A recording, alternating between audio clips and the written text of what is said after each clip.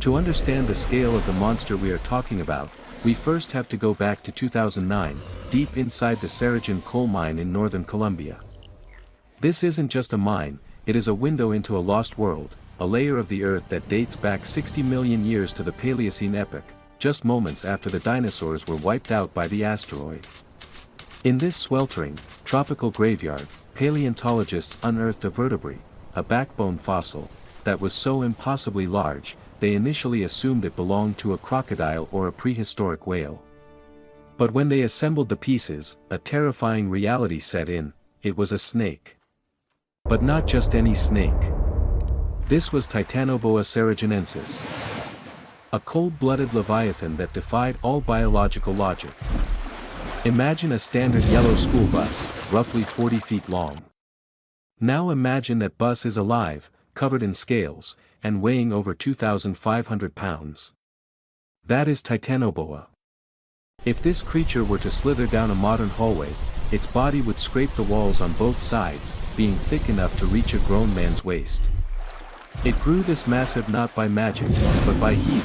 The world it lived in was a global sauna, with average temperatures in the 90s, supercharging the metabolism of cold-blooded reptiles and allowing them to shatter the size limits that constrain the anacondas and pythons of our world today. For millions of years. This wasn't just a predator, it was a living geological force. But being big isn't what made Titanoboa the ruler of its ecosystem, it was the specific, violent engineering of how it hunted.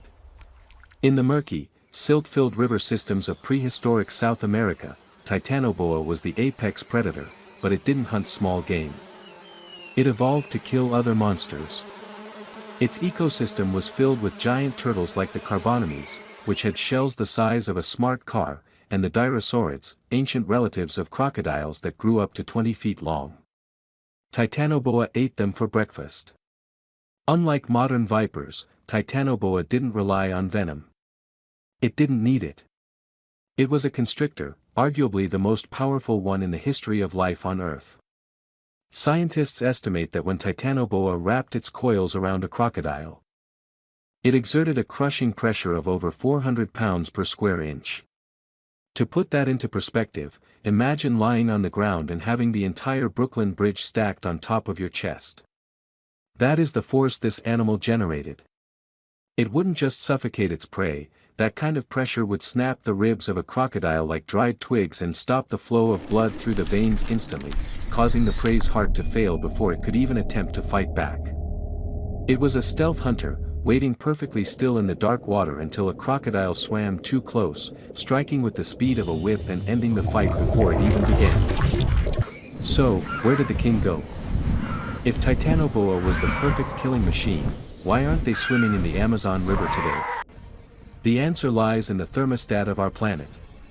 Titanoboa was a creature of excess, a biological anomaly that could only exist because the Earth was feverishly hot. As the Paleocene epoch ended and the planet began to cool down, the tropical engines that powered these massive reptiles began to falter. A cold-blooded animal of that immense size requires a massive amount of ambient heat just to digest its food and move its muscles. As the global temperature dropped, Titanoboa effectively froze in slow motion, unable to maintain the metabolic energy needed to survive. They slowly starved and vanished, leaving space for the smaller, more efficient snakes we see today, like the green anaconda. However, the discovery of Titanoboa leaves us with a haunting question for the future. We know now that reptile size is directly linked to global temperature. As human activity continues to heat the planet, pushing us back toward those prehistoric greenhouse conditions, are we inadvertently rolling out the red carpet for the return of the giants? While we won't see a Titanoboa tomorrow, the fossil record stands as a warning. The Earth has produced monsters before, and given the right temperature, it has the recipe to do it again. Subscribe to Beyond the Earth as we continue to uncover the monsters hiding in our planet's past.